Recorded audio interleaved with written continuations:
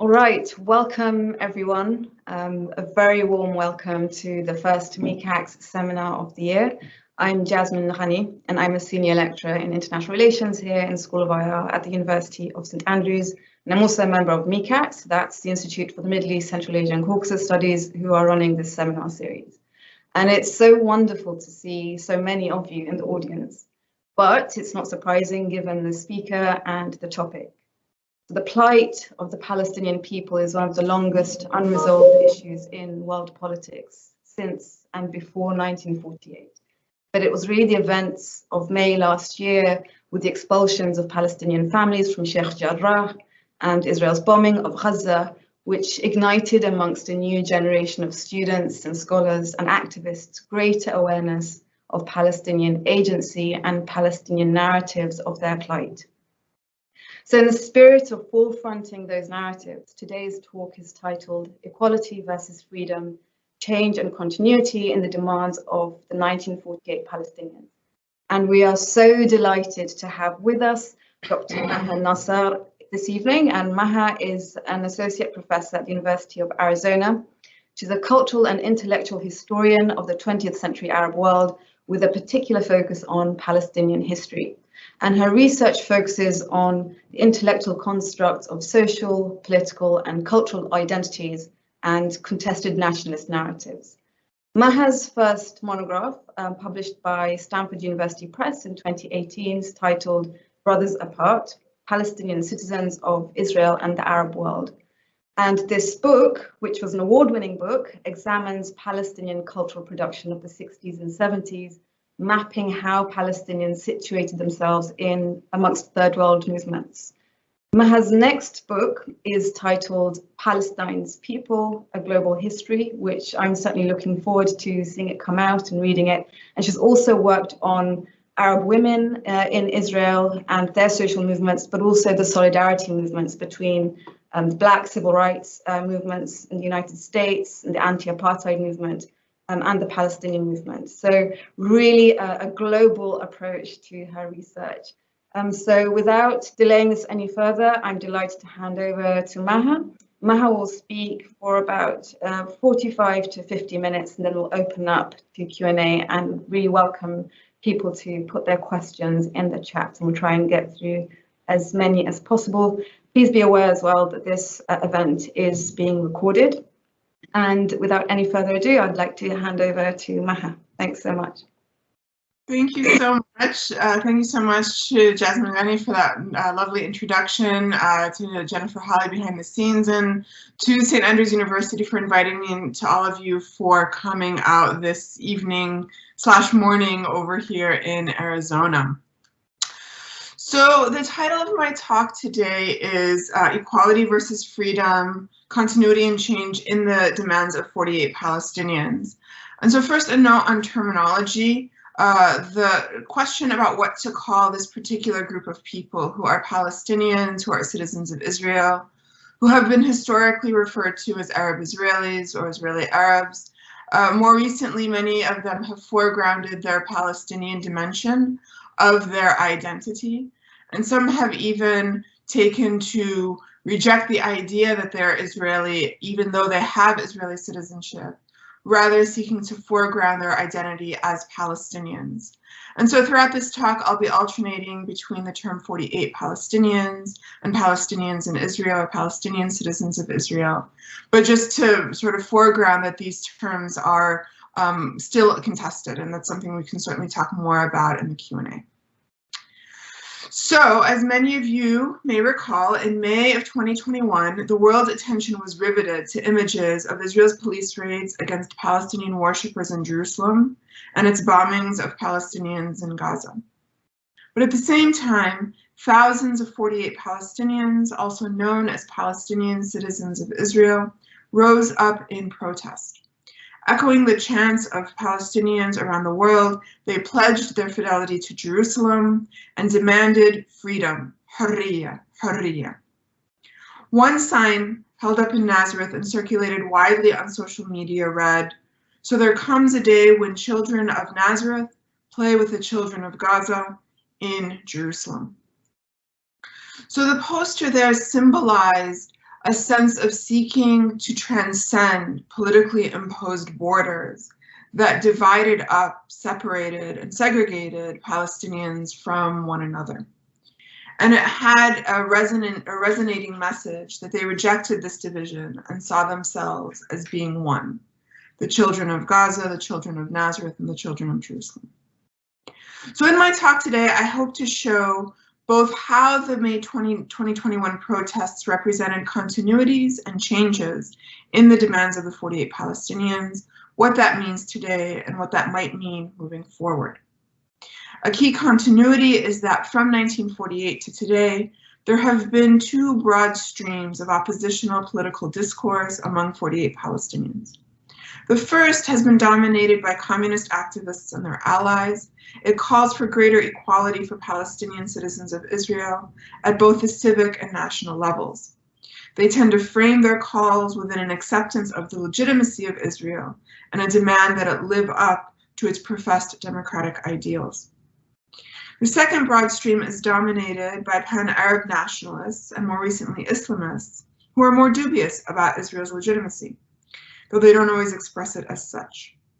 They are much more likely to frame their people and their movement within the broader Palestinian struggle for liberation against Zionist and Israeli settler colonialism, and an even larger Arab and Muslim struggle against imperialism in all its forms. So that's continuities. In terms of changes, as I hope to show, while there is this long history of protest among both streams of Palestinian organizers and activists, I would argue a paradigmatic shift has occurred in recent years. Whereas in earlier decades, protests were dominated by the communist call for equality within the state, more recently, younger Palestinians in Israel are increasingly framing their struggle as an integral part of the Palestinian demands, broader Palestinian demands for national unity and liberation. Moreover, the ascendant Islamic movement also positions 48 Palestinians as defenders of Jerusalem and specifically Al-Aqsa Mosque. So I'll trace the vicissitudes of these changes and by way of conclusion offer some thoughts about where this might take us. So when Israel was established in 1948, only about 160,000 of the nearly 1 million Palestinians living in what became the State of Israel managed to remain in or return to their homes within the Green Line. They were concentrated in the Galilee in the north, a narrow strip of land adjacent to the West Bank in the center, and the Naqab Desert in the south. Over the next several years, the Israeli government confiscated much of their land, confining them to smaller and smaller areas, and they were subjected to various discriminatory laws and policies, many of which remain in place today. From the early years, the Palestinians mounted numerous campaigns aimed at contesting Israel's land grabs and discriminatory treatment. During much of the 50s and 60s, these protests were led by members of the Israeli Communist Party, the ICP. It was a joint Arab-Jewish party and the only legal non-Zionist party that allowed Palestinians to join as equal members. As I've shown in my book, Brothers Apart, members of the communist camp adopted broad concepts of decolonization that emphasized the need for everyone to live in peace and equality. They argued that the Zionist underpinnings of the state led Israel into the lap of imperialist powers, and they denounced the numerous discriminatory policies against those Palestinians who remained in the Green Line. But it's important to clarify that the Israeli Communist Party was not and is not an anti-Zionist party. In keeping with Soviet ideology, it did recognize the state of Israel within at least within the 1947 UN partition lines, and eventually even through the expansion of what became Israel's de facto borders. And the ICP did not question the fundamental legitimacy of Israel's founding. And although it earned the ire of Israeli leaders, it was a legally recognized political party, and it was allowed to operate. Members of the ICP served in the Knesset. They ran on lists that alternated Jewish and Arab names. And even though they held only between 1 and 3 seats in any given Knesset in those first couple of decades, It served as a venue in which members of the Knesset like Emir Habibi and Tawfiq Toubi could raise uncomfortable issues about Israel's mistreatment of Palestinians. In addition, the Arabic cultural outlets of the ICP, including its newspaper Al-Ittihad and its monthly literary journal Al-Jadid, were important outlets for literary and cultural expressions that were critical of state policies and expressed solidarity with other decolonizing movements. Some of the most famous Palestinian poets, including Mahmoud Darwish and Samih al-Qasim, got their start publishing in those pages. Now, it's important too to clarify that while the ICP did express solidarity with decolonizing movements around the world, they generally shied away from explicitly linking themselves to the Palestinian national movement. They described themselves as an Arab minority in Israel, أقلية عربية في إسرائيل, and they argued that they faced national discrimination, اضطهاد قومي. But for them, the solution was for Israel to abandon its discriminatory treatments and practices and live up to its professed democratic ideals. That is, ideals of equality among all citizens. In the late 1950s, a number of 48 Palestinians were dissatisfied with the communists' position. They had a pan-Arab nationalist outlook. Many of them were emboldened by Gamal Abdel Nasser, the Egyptian leader, and his calls for Arab unity and strength. And so in 1959, they formed the Ard movement, or the land movement. So in contrast to the communist general calls for decolonization, they adopted more specific decolonizing language that aimed to question more acutely Israel's founding and whether Israel can ever be truly Jewish and democratic. They identified more openly with Arab decolonization movements, especially those led by Gamal Abdel Nasser. And they argued that for Palestinians in the Green Line to be truly free, they needed to be part of a pan-Arab Nasser-led unified formation. So Al-Ard's founders were more explicitly Palestinian in their calls than the communists. And even though they officially recognized the state of Israel in their founding communique, they also insisted that, quote, "We are a part of the Palestinian people who are in turn a part of the Arab nation." Now, this came right up against Israel's deep-seated fears of Arab nationalism, and particularly Palestinian nationalism. As a result, the Ard members and the Ard group more broadly had much less political room in which to maneuver than their communist counterparts. Therefore, despite numerous petitions, the group was never legally sanctioned by the state, and their popular paper, known as Al-Ard, which was never given a formal license, was shut down by the authorities after just 12 issues. In the mid-1960s, as the Palestinian national movement in exile began to gain traction, those Arab nationalists in Israel who affirmed their connection to the Palestinian people ran further afoul of the government. This can be seen in 1964 when Al-Ard leaders again tried to apply for formal state recognition and were again denied.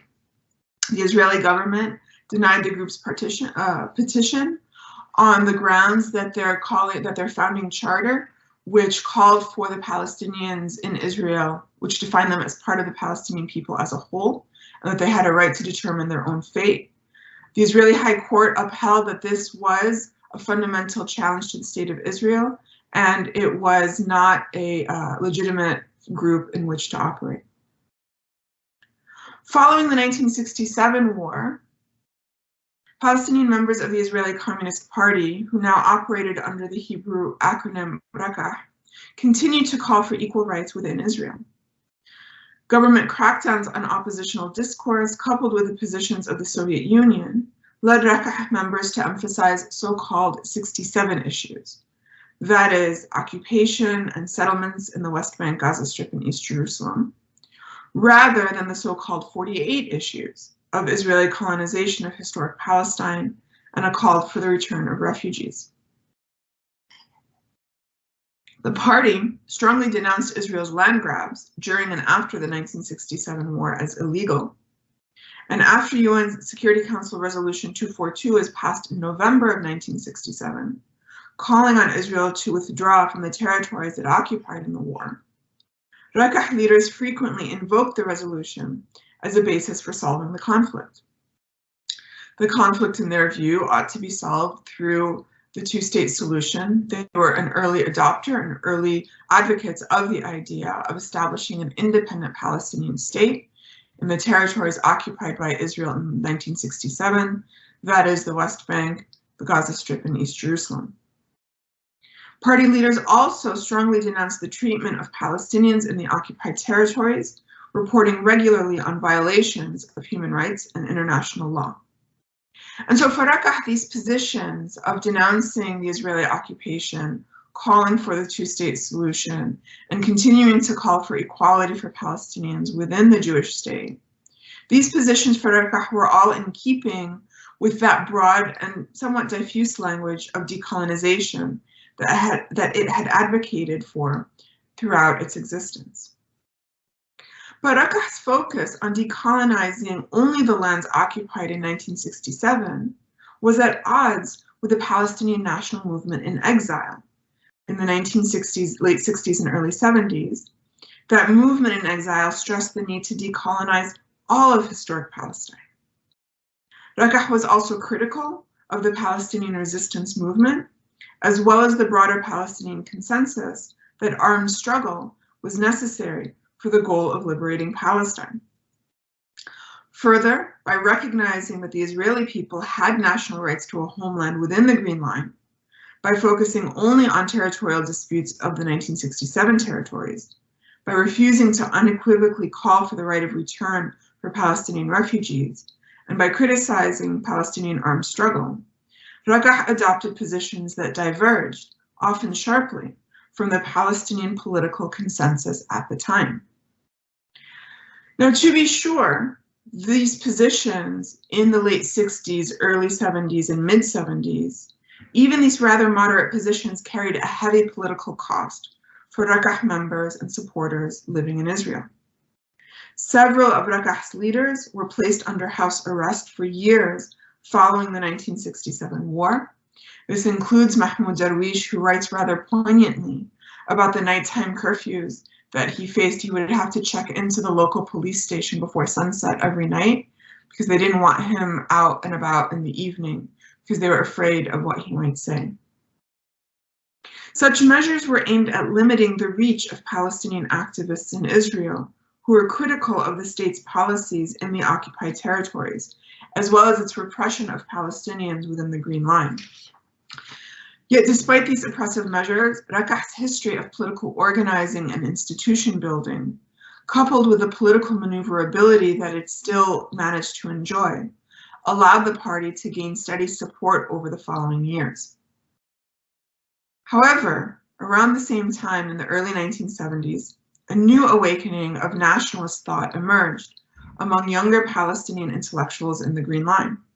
They had grown up under Israeli rule and were frustrated by the rampant discrimination and inequality that they faced. But they were also increasingly aware of Palestinian decolonization discourses and liberation discourses happening across the border. For many of these younger 48 Palestinians, this nationalist rhetoric was more attractive to them than Raqqa's calls for joint Arab-Jewish cooperation and its refusal to endorse armed struggle. Additional social and economic factors, such as greater employment opportunities in Israel's flourishing economy of the 1970s, as well as a rise in the number of students who were finishing high school and attending college, led many younger intellectuals to feel a greater sense of independence. Some of these younger, bolder nationalists also grew more vocal in their criticism of Raqqa, arguing that its refusal to examine critically the foundations of the Israeli state and its emphasis on Arab-Jewish cooperation was effectively an attempt to assimilate Palestinians into the Israeli state in ways that diluted the Palestinian national cause. Seeking to counter these measures and to emphasize their identity as Palestinians, in 1972, several activists based in the central triangle town of al-Fahm formally declared the establishment of Abna al-Balad, which means sons of the village. The Abna al-Balad movement was a mix of Arab nationalists and former communists of various strains, so they had many different political and ideological orientations. But they ultimately came around to a platform that emphasized the affirmation of Palestinian identity among the Arab people in Israel. This is their quote. And the other quote is opposition to the Communist Party. Because Abna al-Balad's members opposed participating in Knesset elections, they saw it as legitimizing fundamentally illegitimate institutions. So they opposed participating in Knesset elections, but they did not pose a direct electoral threat to Raqqa, who did participate in Knesset elections, and indeed that was one of the main avenues of their political work. However, Abna al-Balad did constitute a fundamental challenge to key Raqqa ideological positions. As I said a few minutes ago, Raqqa emphasized Israeli withdrawal from the occupied territories and the establishment of a Palestinian state in the occupied territories. So Raqqa Raqqa also endorsed the PLO as the legitimate representative of the Palestinian people, but they did not agree that the PLO represented Palestinians in Israel. By contrast, Abna al-Balad rejected the idea of a Palestinian state in the West Bank, Gaza Strip, and East Jerusalem as defeatist. They argued that the PLO is the sole legitimate representative of the Palestinian people, and they argued that any settlement of the Palestinian question must include an official recognition and international guarantees of the rights of the Palestinians who live in Israel. So in short, Abna al-Balad constituted itself as a Palestinian nationalist organization within the confines of the 48 armistice lines. So needless to say, these are two widely divergent positions with regard to how to take the shared demands of Palestinian citizens of Israel, an end to discrimination and end to land confiscation, but arguing that for two very different trajectories or paths as to how to achieve that goal. Yet despite their differing political outlooks, Abna al-Balad and the communists did join forces in March 1976, organizing a general strike and coordinating a series of massive demonstrations that came to be known as Land Day. The massive turnout, coupled with widespread outrage over the police killings of 6 unarmed protesters, led to greater politicization among Palestinians within the Green Line, and also, therefore, made the ongoing debates between the communists and the nationalists all the more visible. These tensions were especially palpable among youth groups and university students who were debating with each other possible resolutions to the conflict and the fate of the 48 Palestinians. So Abna al-Balad refused to run in Knesset elections, but did contest in municipal elections and did run in university elections as well. And for those of you who are familiar with university politics in the Middle East, they tend to map onto political parties that are in the broader political sphere. So you would have communists running for university student body, nationalists, and of course Zionists and others.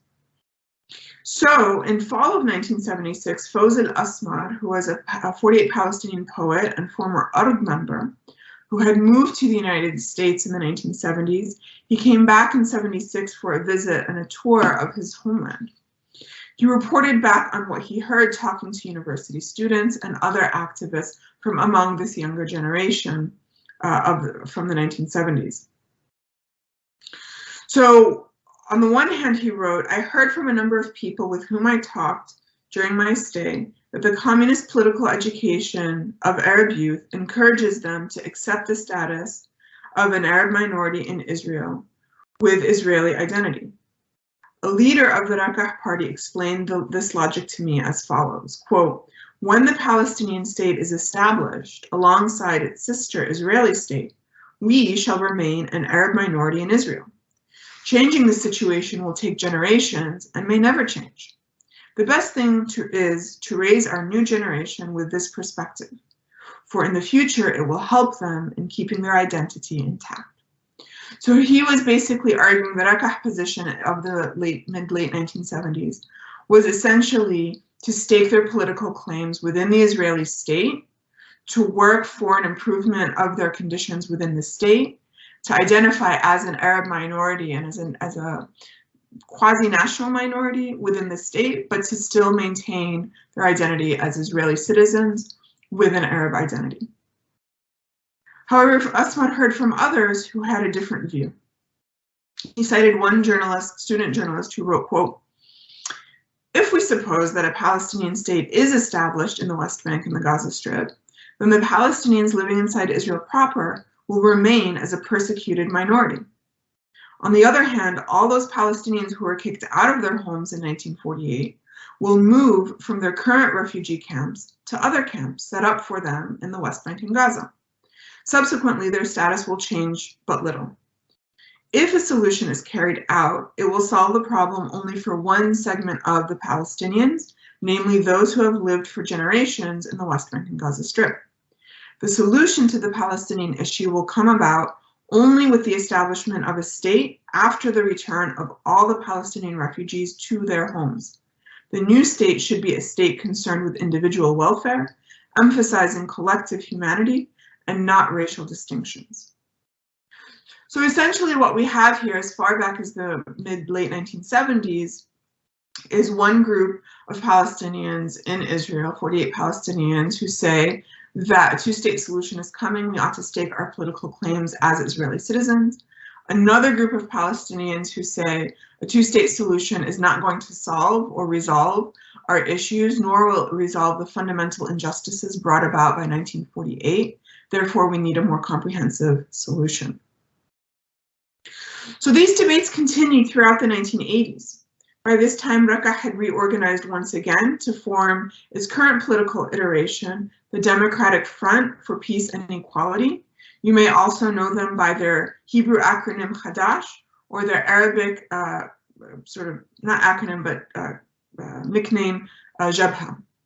So Hadash, Jabha, and DFPE are all referring to the same party, and they're the current manifestation of the older communist parties. So Democratic Front, or Hadash or Jabha members, ran for seats in the Knesset, this is in the 1980s, on a platform calling for the establishment of a Palestinian state and achieving equality for all Israeli citizens. Meanwhile, Abna al-Balad, which still refused to run candidates in Knesset seats, used its public platforms to call for the establishment of a single, secular, democratic state in all of historic Palestine. But Abna al-Balad's position was undermined in 1988 by the PLO's Declaration of Independence, which recognized the state of Israel effectively in its territories conquered in 48 and 49, and called for the establishment of a Palestinian state in the territories conquered in 67. That is the West Bank, Gaza Strip, and East Jerusalem. For many 48 Palestinians, the PLO's new policy, along with the 1993 Oslo Accords, sent a clear message that they needed to stake their political claims within the Israeli state. The early to mid-1990s saw Israeli government policies that allowed for greater freedom of movement and freedom of expression for Palestinian citizens, and Zionist parties, particularly Labor and Meretz, sought to expand their quote-unquote Arab sectors. So many Palestinian citizens became convinced that waiting for a comprehensive solution to the Palestine issue was futile. They began joining Israeli military service, celebrating Israeli Independence Day, appearing with Israeli Jewish symbols in art, sport, and cultural festivals. Palestinian citizens who participated in these activities argued that if the PLO is recognizing Israel if the PLO is recognizing Israel and is engaged in direct talks with it, it was only a matter of time before an independent Palestinian state would be established, Israel's security concerns would be alleviated, and they would be able to enjoy full integration and equality within the Israeli state. But such optimism soon faded. Over the course of the 1990s, Jewish Israelis, including those on the Zionist left, began to emphasize more explicitly than before the state's Jewish character, highlighting the limits of Palestinian equality within a Zionist framework. The 1996 election of the Likud Prime Minister Benjamin Netanyahu further undermined Palestinian hopes for equality, as he formed coalitions with far-right and religious Zionist parties whose leaders denounced vociferously even the prospect of integrating Palestinian citizens into Israel. These discursive shifts led some Palestinian activists to conclude that the communist-led DFPE and other parties were insufficiently prepared to address current political conditions.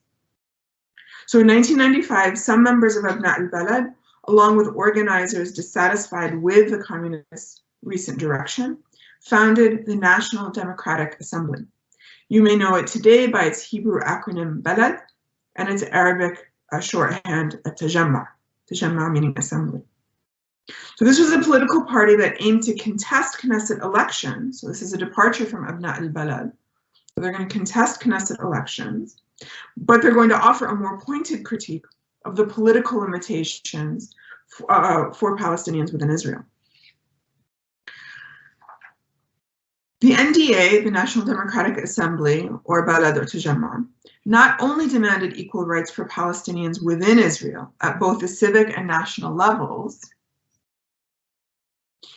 just checking time there, at the civic and national levels, which is something that the communists had been doing for decades, but it also called upon Israel to transition from being a Jewish state to a state of all its citizens. This became its main, and still is in many ways, its main slogan, calling for Israel to be a state of all its citizens, to essentially de-Zionize the Israeli state.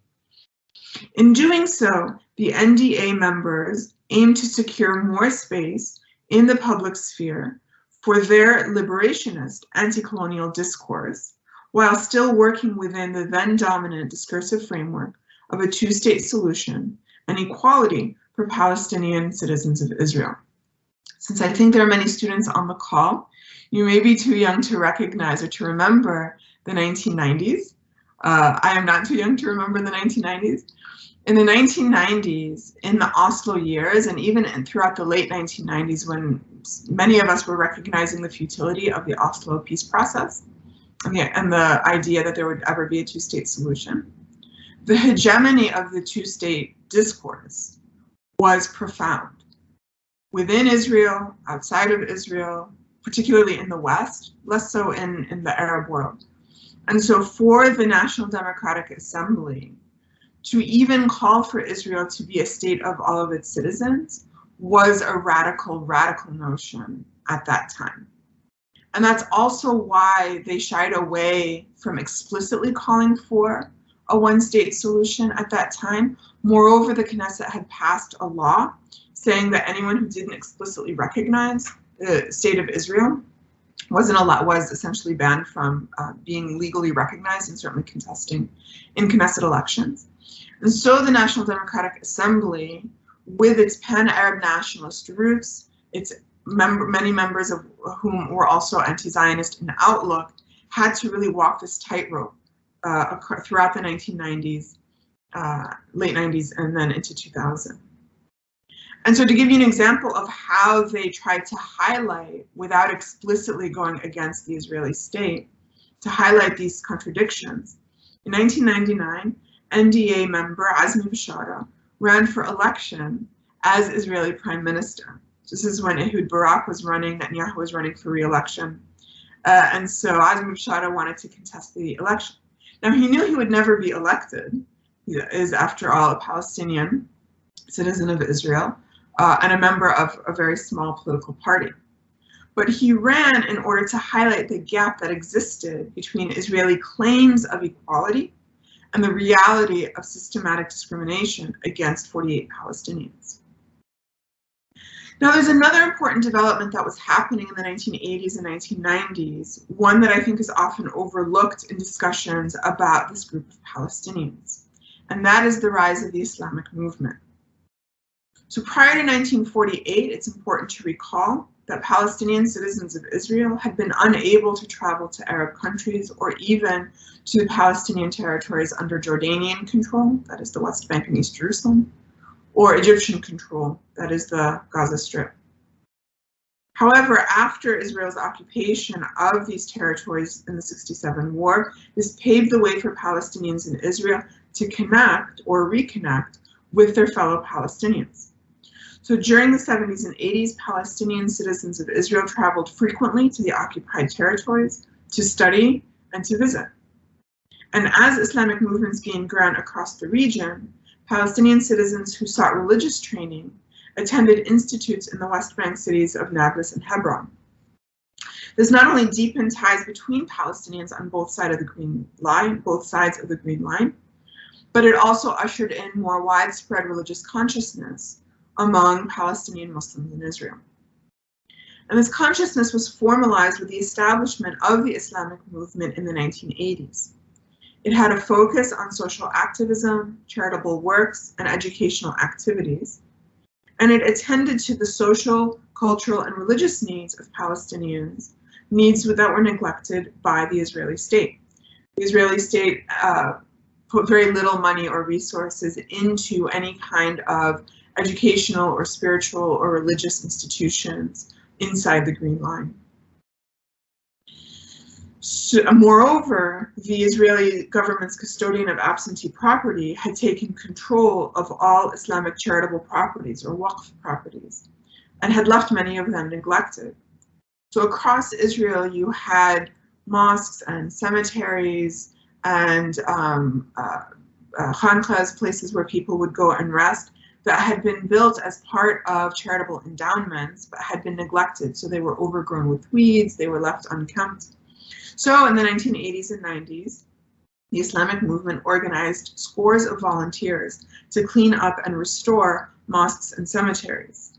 And it also mobilized at the same time to challenge state control of Islamic institutions and regain control of Waqf properties. During the Oslo Accords period, Israel began to use legal and bureaucratic means to quietly try to alter the status quo in the old city of Jerusalem. In 1996, for example, it opened up the northern entrance to a tunnel that ran under the Western Wall, a wall that supports the Aqsa Mosque compound, which led to widespread protests. Now, with the PLO limited in what it can do in Jerusalem, because the Oslo Accords essentially forbade the PLO from exerting any sort of control or authority over Jerusalem, the Islamic movement stepped in. Shortly after that tunnel opening in 1996, the leader of the movement's northern branch, Ra'ad Salah, organized a conference in al-Fahim, where he served as mayor. It was convened under the banner, Al-Aqsa is in danger. And the conference grew into an annual rally that drew tens of thousands of 48 Palestinians from across the country to al-Fahim's main stadium. Each year, attendees listened to speeches, songs, and testimonials from activists and religious leaders, both Muslim and Christian, who reiterated the holiness of Jerusalem's religious sites and emphasized the responsibility of Palestinians inside the Green Line and on the other side of the Green Line to work together to liberate these areas from Israeli occupation. So this refrain, Al-Aqsa is in danger, gained added urgency in the new millennium as the Israeli government began to support a growing network of extremist settler and extremist religious Zionist groups that sought to establish full Israeli control over occupied East Jerusalem, including the Old City. More worryingly, the most extreme among these groups openly called for the destruction of Al-Aqsa Mosque and the Dome of the Rock in order to build the third Jewish temple. At the same time, the outbreak of the Second Intifada in September of 2000 brought about a number of fundamental discursive shifts among Palestinians in Israel. First, it underscored the gap between Palestinian and Jewish citizens even further. When Israel killed dozens of Palestinians in the occupied territories during the first few days of the Al-Aqsa uprising, or Al-Aqsa Intifada, thousands of 48 Palestinians expressed their outrage through a general strike, followed by a wave of protests. In response, Israeli security forces killed 13 unarmed Palestinians, 12 of whom were citizens of Israel and one from the West Bank. The killings were a major blow to those Palestinians who had, throughout the 1990s, believed that greater integration into Israel, a greater embrace of their Israeli citizenship, would protect them from lethal force. The state sent a clear message with those killings, that even if 48 Palestinians saw themselves as Israeli, the state would still treat them as Palestinians. Moreover, with the outbreak of the Second Intifada, Israel shut down Palestinian institutions in East Jerusalem and severely restricted access to the Old City and East Jerusalem for Palestinians in the West Bank and Gaza. Since Palestinian citizens of Israel faced fewer restrictions on travel to this city and its holy sites, Ra'ad Salah and other members of the Northern Branch, other activists from the Northern Branch of the Islamic movement, organized bus convoys to take Palestinian citizens to the Aqsa Mosque for Friday prayers and other religious services. Between 2001 and 2004 alone, the movement facilitated over 2 million visits to Jerusalem. So these tumultuous and violent events of the early 2000s challenged the conventional wisdom that 48 Palestinians could be thought of simply as a minority in Israel. The Israeli government also recognized the futility of this framing and established the Or Commission to examine the conditions of Palestinian citizens of Israel.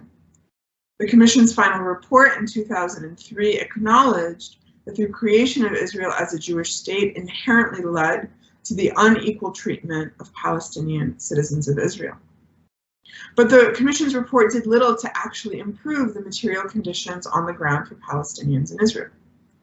Instead, the early aughts saw the Israeli government, which was led by a series of far-right and center-right parties, pass laws that were even more discriminatory against Palestinian citizens than in the past. In 2003, the Knesset passed an amendment to the citizenship law that prevented Palestinian citizens of Israel from bringing their Palestinian spouses from the West Bank and Gaza into the state. And in 2007, it was expanded to apply to spouses from quote-unquote enemy states. In 2011, the Knesset passed the Nakba law, which threatened to cut government funding to any NGO or organization that recognized the 1948 Nakba. However, a younger generation, a now younger generation of Palestinians who were born during the last quarter of the 20th century and came of age during the Second Intifada were becoming increasingly vocal in asserting their Palestinian identity. They spearheaded collective actions that commemorated events to the Palestinian people as a whole, including Nakba Day, despite the Nakba law, and including Land Day. These events connected Palestinians across the Green Line, and more importantly, I would argue, specifically highlighted Israeli structural oppression and named Israeli settler colonialism as the fundamental core source of oppression and marginalization that affects all Palestinians, regardless of citizenship status. So this positioning of the Palestinians, of the 48 Palestinians, as an inextricable part of the Palestinian people as a whole, recalls some of that discourse that I talked about regarding the Arab movement made some 5 decades earlier. It can also be seen in a series of public statements issued in 2006-2007, collectively known as the Vision Documents, that affirmed that the 48 Palestinians were a part of the Palestinian people as a whole. Now, at the same time, even the Israeli government was continuing, as I said, to threaten to cut government funds for NGOs that participated in Nakba observances, and continued to become increasingly belligerent against not only Palestinians in the occupied territories and in East Jerusalem, but also against Palestinian citizens of Israel. So more and more we see Palestinians recognizing that their positions and that the sources of their oppression are intertwined. And because of their ability to cross those checkpoints and cross those green lines, they spearheaded numerous protests, including some of the earliest protests to protect the residents of Sheikh Jarrah as far back as 2008-2009. Even after the Israeli government banned the northern branch of the Islamic movement in 2015, Palestinians in Israel continued to work with Jerusalemites to ensure that Palestinians had access to and sovereignty over Jerusalem's Muslim holy sites. Now, these grassroots efforts came as the debate between the communists and the nationalists continued. Despite Jabha and Tajamra coming together in 2015 to form the Joint List, real differences in their respective visions continue to persist. Ayman Aude, the head of the Joint List and member of the Communist Jabha Party, gave interviews in 2016 in which he recalled the 1990s with nostalgia, when Palestinians were supporting Rabin and the Labour Zionist parties, when there was hope amidst the Oslo Agreement, when joint Arab-Jewish organizations were all the rage. And he said that he hoped to use his position as head of the Joint List to bring Jewish Israelis into greater understanding of the Palestinian condition. A 2016 Jerusalem Post article compares Aude to Martin Luther King Jr. And I think the comparison was apt, though not for the reasons they probably both intended. Aude was talking about the idea of achieving material improvement for Palestinians through dialogue, discussion, and reason, pointing to specific policies, but shying away from pointing to the overall structures of marginalization that undergird those specific policies. Meanwhile, in 2017, the Tajamra Secretary General, Mutanas Shahada, called for a more critical appraisal of how the Palestinians' initial support of the Oslo framework ultimately undermined their project for greater equality within Israel and marginalized them from the Palestinian liberation project as a whole. He argued that Palestinians inside the Green Line needed to reassess the wisdom of trying to gain Palestinian liberation by working with the Zionist left. This more robust decolonizing rhetoric came at a time when Israel moved towards embracing its settler colonialism even more clearly than before. Perhaps the clearest manifestation of this was the passage of the Jewish Nation-State Basic Law in July 2018. The law describes Israel as, quote, the historic national homeland of the Jewish people, unquote, and that this people alone, quote, exercises its natural, cultural, and historic right to self-determination, unquote.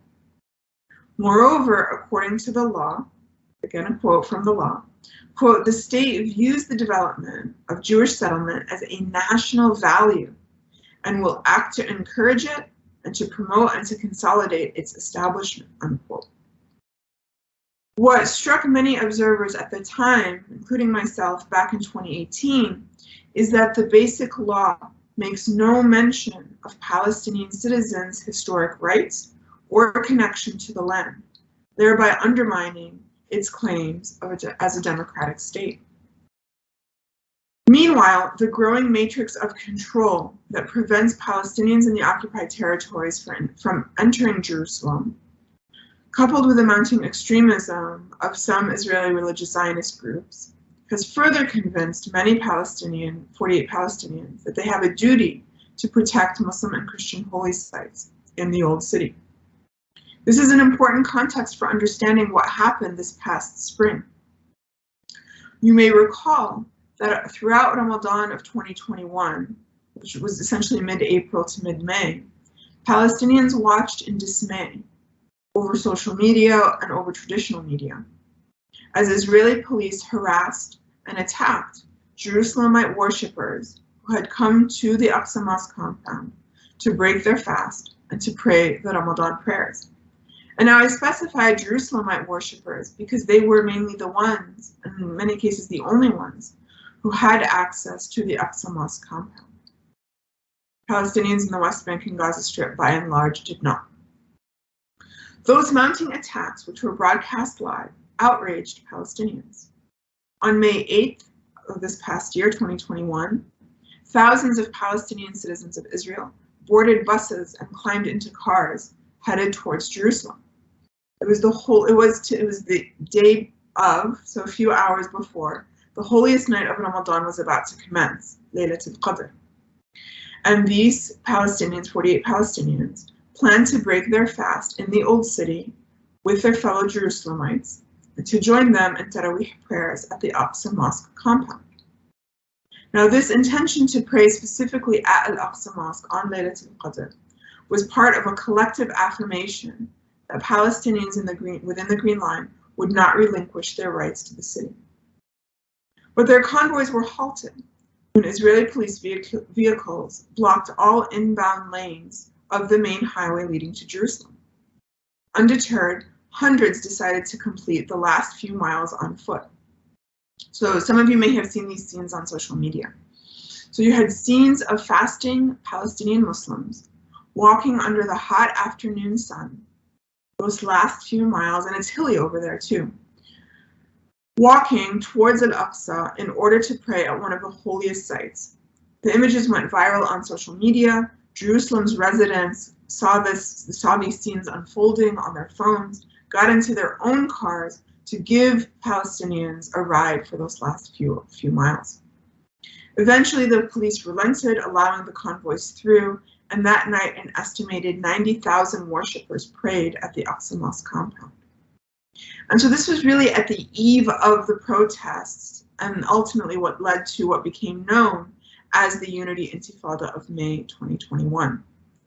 The next day, on Sunday, thousands of Palestinians, citizens of Israel, took to the streets to express support for their Palestinians. You may have also seen these scenes of them climbing the light posts in cities like Lid and Nazareth, these are cities inside Israel, yanking down Israeli flags and posting up Palestinian flags.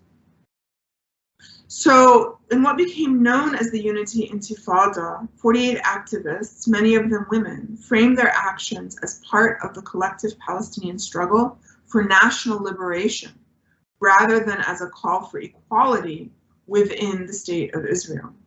And there are a number of young people, especially, who expressed this view, who emphasized that they were, quote, part of the Palestinian people.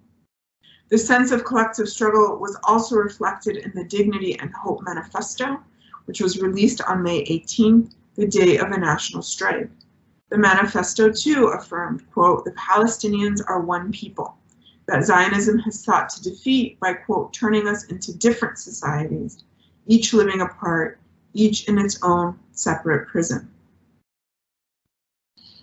And so to conclude, even as the struggle of Palestinians recedes from international headlines, 48 Palestinians are still debating the best way forward. To be sure, traditional leaders, community leaders, Knesset members, older activists from established political parties like the Jabha continue to call for equality within Israel, arguing that it is the most pragmatic way to improve people's daily living conditions. And we see this through the Knesset members and leaders like Ayman Auda and Mansour Abbas. But for those outside of the traditional political establishment, especially the youth, calls for patience and pragmatism are no longer convincing. They believe they'll never be able to exist as Palestinians within the Zionist state. And like young people around the world, they are much more savvy at connecting the dots between the different levels and forms of oppression. They see local problems as manifestations of larger structures of oppression, marginalization, and violence. That's why even local campaigns that we would think of as being very sort of limited and socially oriented, such as those against gun violence and crime violence, which has been plaguing Palestinian communities inside the Green Line, as well as campaigns against gender-based violence led by groups like Tala'at. These organizations and the movement organizers are rooting their analysis of ostensibly quote-unquote local problems. They're rooting their analysis in larger structural violence and settler-colonial frameworks that they see as being as the root cause of these manifestations of violence. We've seen this most recently over the last couple of weeks in protests in the Naqab Desert in the south, organized and led largely by young Palestinian women of Bedouin background. They too are calling attention to the fundamental contradictions of the Israeli state and calling into question the possibility of Palestinians ever achieving equality within a self-described Jewish state. Aden al-Hajouj, an 18-year-old young Palestinian Bedouin woman who's been leading and speaking to much of the protests, She articulated this quite clearly just a few days ago. She says, quote, "The plan of the Israeli government has been the same since 1948, has been the same since the Nakba, and it will continue being the same unless we stop it," unquote. So these young, digitally connected 48 Palestinians will likely continue to insist that only by defeating Zionism as a political ideology will they finally be able to live in their homeland with dignity and freedom. It's an open question, though, that remains, whether demands for freedom or demands for equality will ultimately win out. And I'll stop right there. Thank you very much. Brilliant. Thank you so much, Maha, for this tour de force that you took us through historical events and seamlessly brought us to contemporary events, and really historically, empirically and conceptually rich, giving us a lot to think about. So I really look forward to hearing people's questions. As mentioned before, you're invited to either write them in the chat, or if you'd like to ask your question out loud, then you can just put your hand up, because I think somebody already has, and I can ask you to unmute. So I have a few questions, but I'll allow the audience to start first. So I think, Guevara, would you like to go first? Yes. All right. The situation in the Middle East is a bit complicated, as we all know. But then I want to ask a very specific question, because from a historical standpoint, we know that the name Palestine, which later became Philistines in Greek context, and then Palestine in Roman context, did not refer to Arabs, and that in those days Arabs never even existed around that area. So this very ancient Ethiopian reference, Palestine, was made to a sea invading people coming from mainly Europe and invading ancient Egypt, which controlled that area then, called Canaan. So do you think it is possible that for there to be real just peace in the region, that the issue of Arab occupation of North Africa be brought together with the Israeli-Arab issue in the Middle East as one international challenge? Do you think it will be reasonable to do that? So thank you for your question. Shall we see if maybe some others have, if not, then you can jump right in. You have a nice provocative question to start off with there. Does anyone else want to ask a question? We might take a collection of them, or I can, yeah, Fiona, thank you. Thank you for this really interesting presentation. I thought the extent of detail you had was really fascinating. The question I have is slightly annoying in the sense that it's not really focusing what you actually said, but it's something that you mentioned, which I'm really interested in, which is about the growth of religion. So you talked about the increase in Islamism, both in 1948 borders and then also 1967. But what I was wondering, a lot of the time we talk about this idea of reaction. So you can see from 1967 onwards, especially in Israel as well, you see an increase in religious revivalism, and particularly with political parties. I was wondering, just for your take on whether you see that there is a sort of reaction between the two, or if it's more that this religious revival is taking place in the different communities with less sort of interest between the two. Just to clarify, Fiona, are you asking if the growth of religion among Palestinians in Israel is a reaction to the rise of Islamism in the region, or the rise of religious Zionism in Israel? Religious Zionism. Got it. Okay. Thank you. Thank you. Great. Shall we try for a third one, and if not, I'll hand over to Maha. Any third questions? Okay, so the authenticity of Arab identity in the region, and then the role of religion. Sure. Actually, they're kind of related. I think I can thread them together, believe it or not. So, Guevara, thank you for your question. That question is actually in many ways at the heart of my current book project, Palestine's People, A Global History. And just to sort of clarify a little bit the ancient history and then a little bit the Islamic history part of it. So you are correct about the etymological roots of Palestine and Palestina, and then the Arabic Philistine. I too was under the assumption that there were no Arabs in this region until the rise of Islam and Islamic rule in the 7th century. However, my research is finding that that was not actually the case, and that there is a much longer and earlier history of Arab presence, particularly in southern Palestine, that predates the rise of Islam in Palestine by several centuries. You had Arab traders, you had Arab nomads across the Naqab Desert, from Arabia to the Naqab Desert to the Sinai. These were Arabic-speaking peoples. You also had Aramaic-speaking peoples throughout the southern, central, and northern Palestine as well, who were largely weren't really affected by the global empires, the Greek, the Roman, and the Byzantine empires. They sort of continued to do their thing. And so rather than thinking about a shift from pre-Arab or non-Arab to Arab, what I'm actually finding in my research is that you have a linguistic transformation. So it's not that Arabs today necessarily all come from tribal Arabia and that they came in the last 13 or 1400 years, but that you had descendants of the Canaanites, of the Israelites, of the Jebusites, who remained in that area, who remained in the area between, say, the Dead Sea and the Mediterranean Sea, but whose identity shifted over time.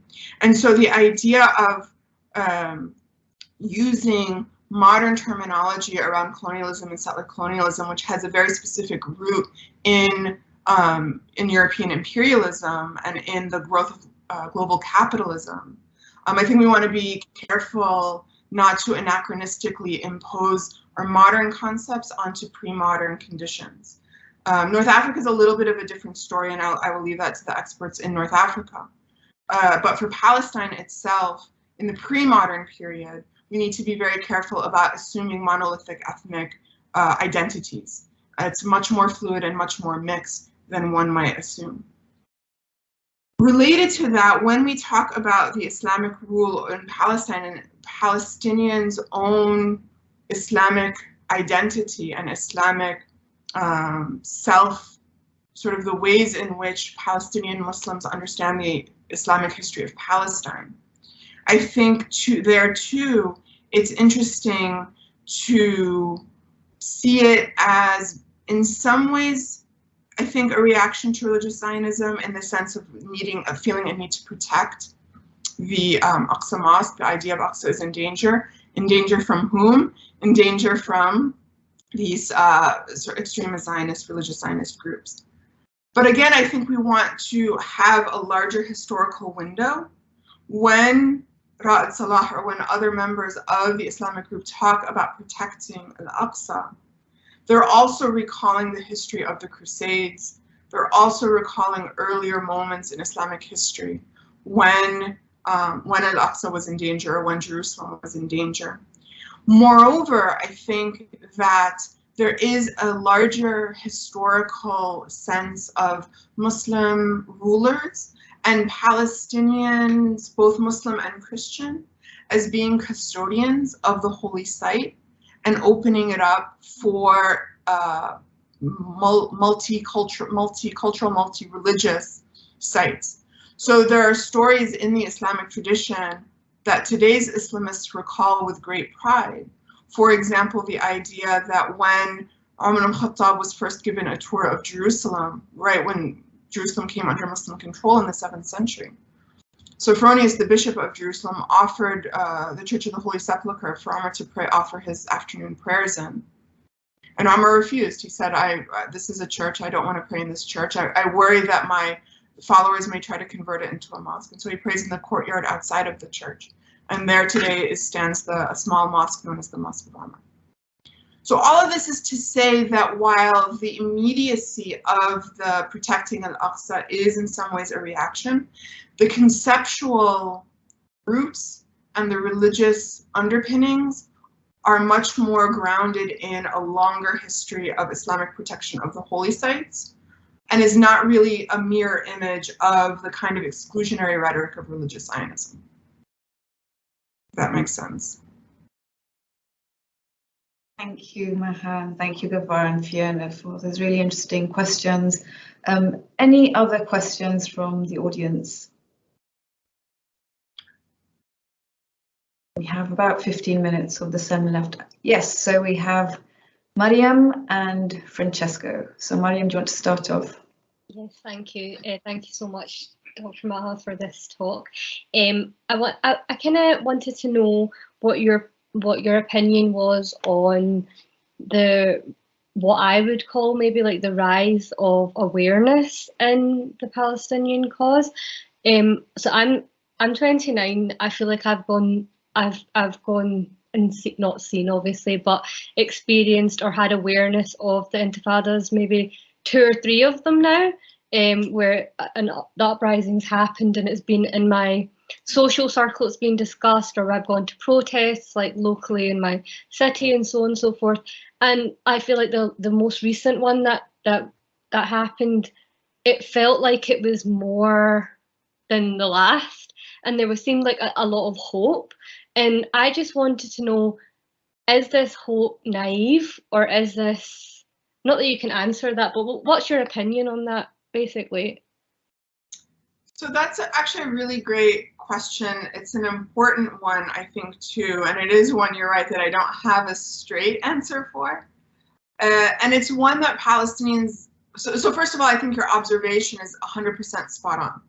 That this particular most recent, what became known as the Unity Intifada of May 2021, has indeed received much more international attention, much more international support and sympathy than the previous intifadas. And I am not afraid to say that I am old enough to remember both the second intifada of the early 2000s as well as the first of the late 80s and early 90s. And indeed, there is a very palpable shift in awareness and recognition and understanding. I think part of it is that there is, with the rise of social media and the ability to share concepts and understandings, I think there is a more universally understood language of understanding structural oppression, structural violence, marginalization, things like settler colonialism, things like apartheid. People understand those concepts more than they did 10, 15, 20 years ago. And they're able to see viscerally on the ground in real time what the manifestation of those things actually looks like, what it actually looks like for a family to be forcibly removed from its home and for its home to be, their home to be bulldozed, for example, to pick one example. So there's that visceral, and then there's the conceptual, and both of them are much more easily shared. So again, I think your observation is spot on. The next question is a much more difficult one, which is, will this greater awareness, greater sympathy, greater empathy lead to real, actual material changes on the ground for Palestinians? And I think that's where your question about naivete comes into play. Frankly, I don't have an answer. I would love to say, no, you're not naive at all. This is a real thing. But I've also been around the block a few times, and so there are these kinds of ebbs and flows of international support and so forth. So I think the actual material changes on the ground are going to come only when there is a shift in the balance of power between Israel and the Palestinians. There is a shift currently, I would say a discursive shift, and there is starting to be a material shift. Those who are have more experience analyzing military balance of power, strategic affairs, things like that, will tell you that the fact that it was the Israeli government who issued a unilateral ceasefire on May 22nd, unilateral, no preconditions, was one signal that there is a shift in the balance of power. A more recent example is the Palestinian political administrative detainee who was on hunger strike. Hisham, I remember his last name in a moment, who was on hunger strike for several months and was on the verge of death. And then the militant group said, if he dies in Israeli custody, we're going to consider that a political assassination and respond accordingly. And then the next day, the Israelis said, okay, we're going to lift his administrative detention. So these are small things, but they may be signs of bigger things to come, and we just don't know the answer yet. So hopefully not naive, but we don't know. Thank you. Thanks, Mariam, for that question. I'm going to invite Francesco Belcastro to ask his question. Does anyone else have any? Please also put your hand up. Francesco, go ahead. Thank you very much, Ma. It's a really fascinating presentation. So my question was on the relation between sort of, I don't know whether you can call it the domestic, but what happens, these forces within, and then this kind of external or regional dimension that in your narration is always present, sometimes takes certain center stage, sometimes it's kind of in the background.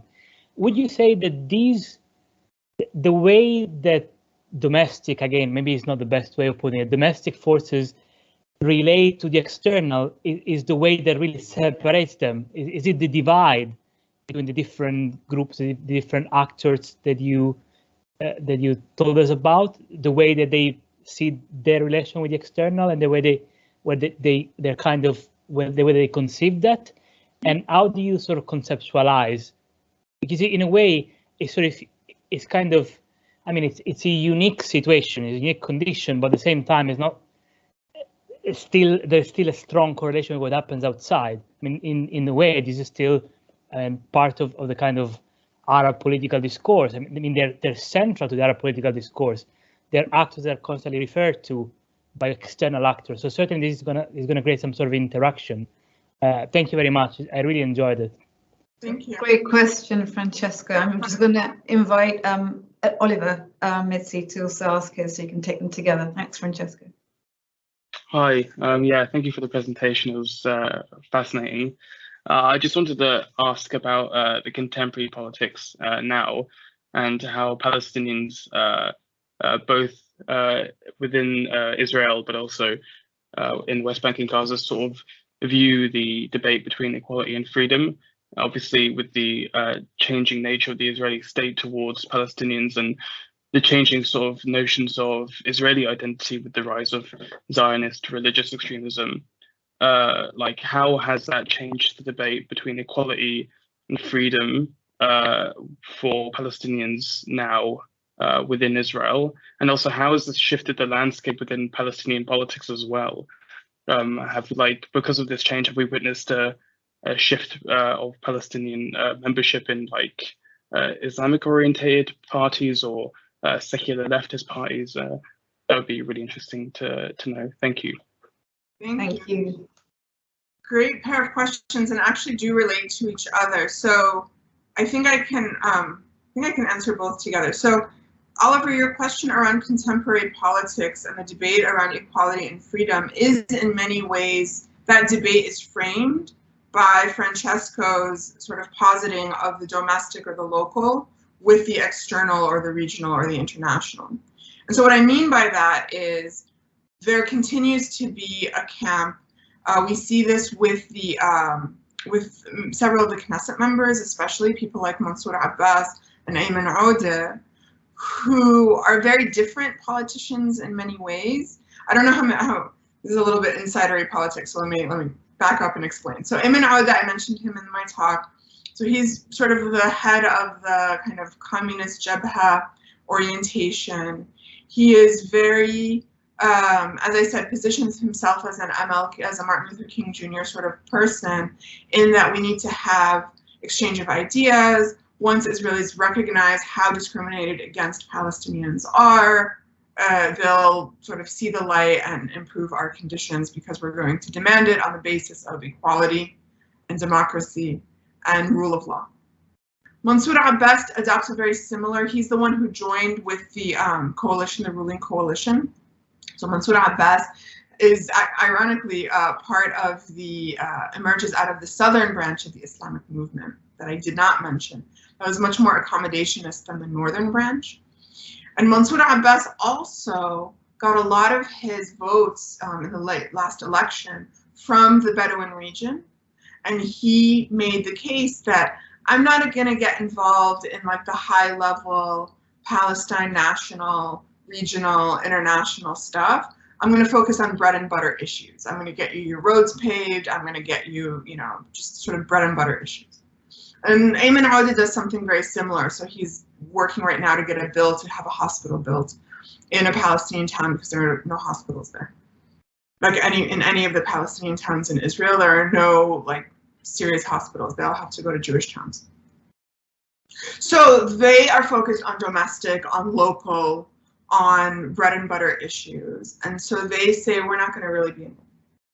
And then you have the advocates of freedom, we'll call them the freedom advocates, who tend not to be in the established political parties in Israel because they don't subscribe necessarily to the idea that you have to remember there's that condition that political parties have to recognize Israel as a Jewish state. They don't recognize Israel as a Jewish state, and so they're not necessarily interested in joining a formal political party. And so they're much more oriented towards the regional, towards the Palestinian national writ large, towards the pan-Arab and the pan-Islamic. And they are saying that we can't be begging for crumbs from the Israeli government. It's never going to work. We need to form coalitions with our fellow Palestinians, our fellow Arabs, our fellow Muslims to change the balance of power and demand freedom for all Palestinians. And so they tend not to be as much in the established Israeli political parties, but they tend to have this more regional and global network. And so the debate can be kind of skewed depending on where you look. So if you look at mainstream news coverage, whether it's Israeli or Arab or Western, they tend to go to the politicians as sort of representatives of the Palestinian people. And the politicians continue to use the equality discourse. But when you go on social media and you look at what a lot of these younger people are saying, they're adopting a much more liberationist and liberatory discourse, and that tends to be what other younger people are also advocating for. I think it's worth noting too the generational divide. Both Ayman Aouda and Mansour Abbas are in their late 40s, maybe pushing 50 now. Again, of my generation, and so they grew up in the 90s. That was their sort of political orientation. These young folks are in their 20s, 30s, even late teens. It's a whole different orientation. And so they're reviving the older language that was quashed in many ways in the 50s and 60s and bringing it to bear through these new forms of communication. So I hope I answered both your questions. Thank you, Maha. I can see that we've got just a couple of minutes. I'm going to be cheeky and squeeze one in. So 2 brief questions. A lot of your talk, and you've alluded to this in your answers, is some of the changes or the shifts in the Palestinian movement are actually in response to increased radical assertiveness in the Zionist movement. There's a really interesting article that you might probably be familiar with, Miriam Ellman's article from 2008, where she titles it, "Does Democracy Tame the Radicals?" in reference to the Zionist movement, especially those on the far right. And her argument is, yes, it does. And actually it seems to be, some of the themes in your talk is, no, actually it might be the other way around, that it's the radicals that are radicalizing the Democrats and the political system. So I'd really love to hear your comment on that.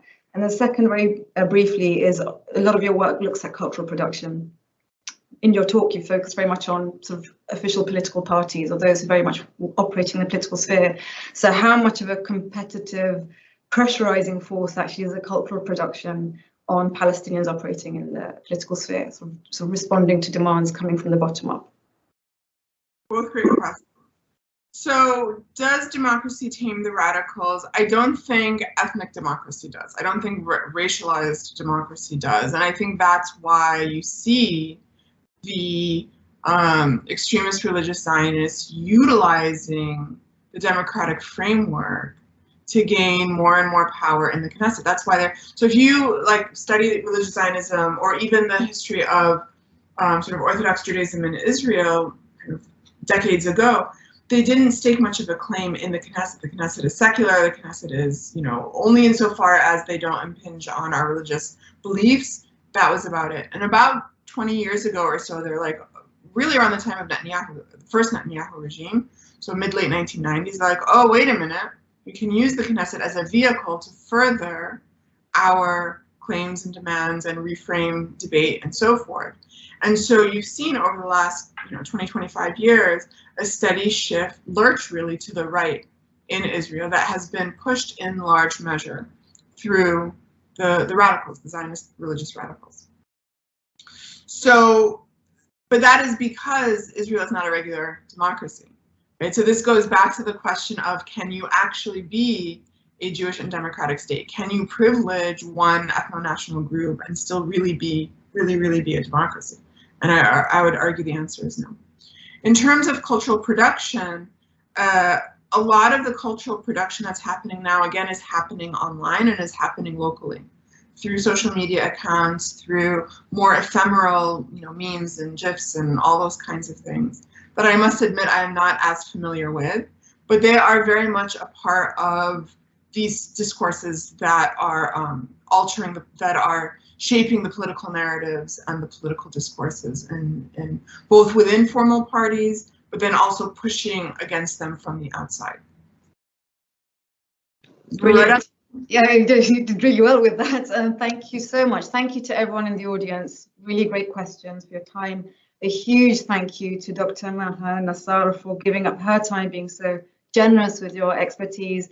Read her book, her 2018 book, Brothers Apart. Read it, cite it, and very best of luck with your next book. Please give up your symbolic emoji applause for Maha. Thank you so much. Thanks, everyone. Have a great evening. And thank you, Jasmine. It's been wonderful. And thank you for all the questions. They were all fantastic.